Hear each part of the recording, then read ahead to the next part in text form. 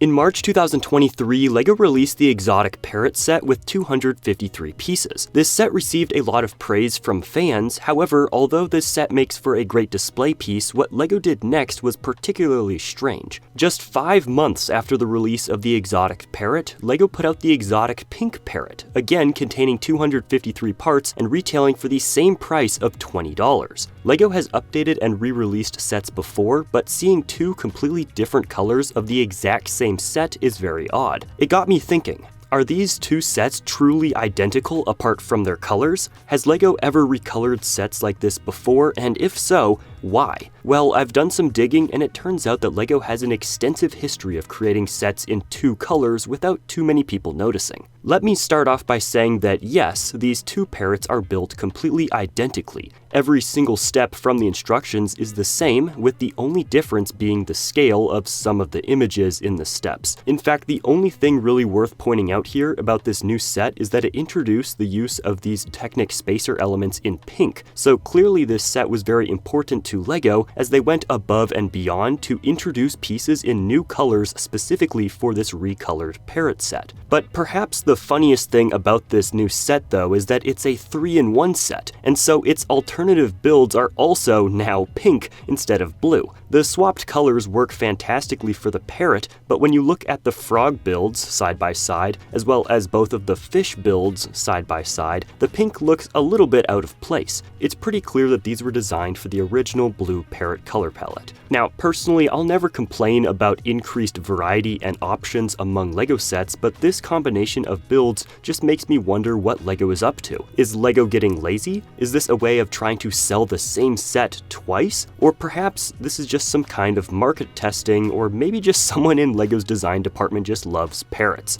Well, to get a better understanding here, it helps if we look a little further back in LEGO's history. You see, this is neither the first set to get a complete recolor nor the most recent. In 2020, LEGO released the Fiat 500 set with 960 parts and a $90 price tag. This build was incredibly popular and fans praised the build's clever design and attention to detail. Well, it seems like this set sold well enough for LEGO to use it as sort of a test drive for a brand new concept, recolored sets. About a year after the set's initial release in September 2021, LEGO announced that the Fiat 500 would be getting an incredibly limited release second version in the UK. The original set was released in light yellow, but this new version would only come in blue. Aside from this color swap, every single part and instruction was 100% identical. Well, almost. A common trend with LEGO cars is to use the set's number on the license plate, and so the original Fiat did just that, with plate number PN10271, which is the set's number, while the new version's plate reads PN77942. Additionally, the unique printed piece showing the car parked in front of the Coliseum also gets a slight recolor. And the final difference can be spotted on the suitcase attached to the back of the car, as the new blue version was a UK exclusive, so the designers slapped a Union Jack onto the suitcase.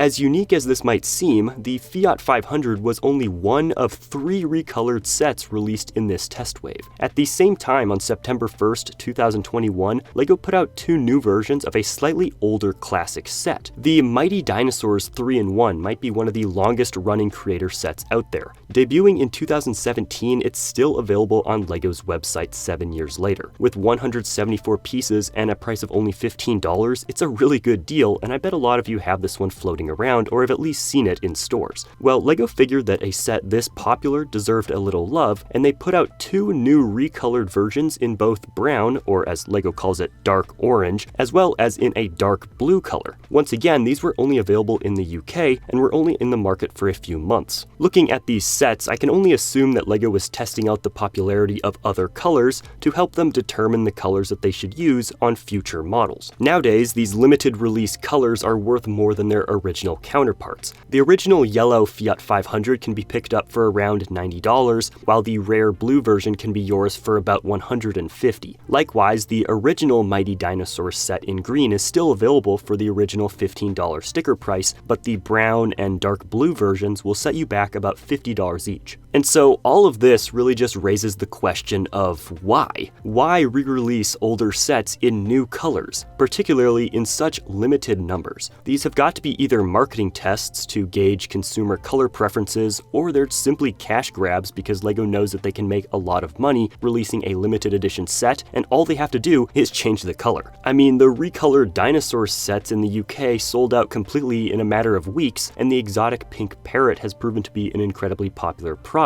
Although for this one, you could argue that LEGO released the pink one to appeal to the female demographic, which is a market that LEGO is trying to break into more. Regardless, LEGO fans are passionate about their favorite sets, and a chance to pick up a second version in a new color is incredibly tempting. And so, do you know what LEGO has done? Yeah, they continue to release recolored sets at an ever-accelerating pace. I mean, just listen to this. At the start of 2023, LEGO released the Technic Bugatti Bolide with 905 parts for an incredibly reasonable $50. But received somewhat mixed reviews from fans. While many praised the set's unique and clever parts, many found the overall build to be a bit bland. That lukewarm reception, though, didn't seem to bother LEGO one bit, because just 6 months later, in June 2023, they released the Bugatti Bolide Agile Blue. Once again, the exact same set, at the exact same price, but in a different color. This is interesting because, statistically speaking, when you ask someone what their favorite color is, yellow is one of the least common responses, and the most common is blue. Blue is by far the world's favorite color, so releasing this set in blue makes sense. But that's not all, because 2 months later in August, LEGO put out the Lamborghini Huracan Technica in this stunning lime green color. Once again though, just a few months later, LEGO gave us the same car but in orange. Both of these are very vibrant and striking colors. Cars are one of the most personalized things that people own, and being able to pick up a model of your dream car in your favorite color is also pretty appealing, but this one doesn't come in blue. Regardless, Technic sets use so many unique parts, so this opens up a lot of new options. However, if you think about it, initially putting out one version and then adding a second 6 or 8 months later really isn't that ideal. Many people greatly preferred the orange Lambo to the green one, but bought the original one because they thought that would be the only option. It seems that LEGO realized this, and they've slightly changed their approach. On August 1st, 2024, LEGO did something they've never done before. They released 2 different versions of a set at the same time. On that day, fans could purchase the Koenigsegg Jesko in gray or white. Both include 801 pieces and both sell for $50. While the difference between gray and white might not be as extreme as some of the other color swaps, it goes to show just how committed LEGO is to this idea. This is certainly a test of whether LEGO fans prefer gray or white cars. Whichever color won will most likely show up in future sets. But what do you think? Are recolored sets a great idea to let fans pick and choose, or are they just a quick cash grab? Let me know in the comments. Now, while all of these sets have been true one-to-one copies, there are a few other sets that aren't technically identical but still fit the bill here. For example, just take a look at the Resistance X-Wing Fighter compared to Poe's X-Wing Fighter. To be clear, these two builds aren't 100% identical. The Resistance X-Wing has 740 parts compared to Poe's 717 pieces. However, the resulting builds are virtually indistinguishable from one another aside from the different colors. Oh, and we also have the 761 part Poe Dameron's X-Wing Fighter. This one represents a third color variant, which for some reason sold for $10 more than the other two. Now, I get it, all X-Wings do look the same, that's pretty true, and there's not really a whole lot that LEGO can do about that to make them truly unique. And well, let me just quickly show you my all-time favorite recolor of any LEGO set, the Christmas X-Wing from 2019. Now, to be perfectly clear, this isn't actually a recolor of any specific set, but this 1038 piece build shows just how far LEGO can take the idea of an iconic ship. This was given out to LEGO employees in 2019 and currently sells online for about $1,000 US. In the same vein, the Dark Falcon from 2024 is a seriously incredible rendition of one of the most iconic spaceships of all time. Once again, this 1,579 piece set isn't a one-to-one recreation of another set, but it is in the same general scale as builds like 75257 and the Kessel Run variant. Now, while re-releasing and updating LEGO sets might seem to be a modern practice, it turns out that LEGO has been doing this for decades. The most famous example might be LEGO's most iconic set of all time, the Yellow Castle. Initially released in 1978 as set number 375, the set was only available in Europe. The set, though, turned out to be a massive success, and the company re-released it for the North American market as set number 6075 in 1981. However, even this re-release was nothing new, because the very first time that LEGO put out a new version of an older set was in 1956. The Bedford truck was a direct copy of the earlier set from 1955 and came with a new box, but the same single part.